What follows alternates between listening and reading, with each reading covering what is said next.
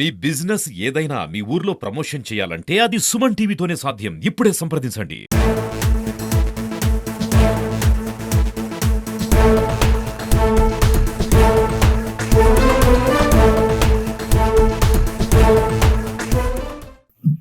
అంటే ఈ ప్రభుత్వము సంక్షేమము అభివృద్ధి చేస్తా ఉంది.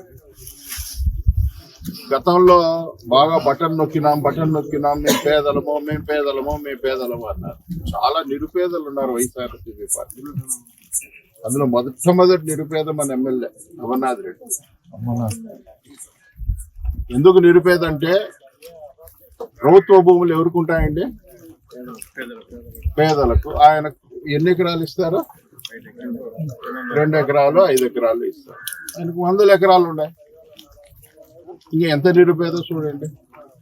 ఇంకా 2 ఎంపీలు ఉన్నారు, మనకి 2 ఎంపీలు ఉన్నారు, 2 నిరుపేదలు. ఎంపీ తల్లి గారిది మన మండలమే.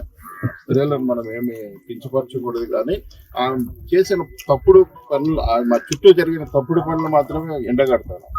5 ఎకరాల ప్రభుత్వ భూమి ఉంది. ఇంకా ఆయన మేడ రఘునాథ్ రెడ్డి ఫ్యామిలీలో ఉన్నాయి.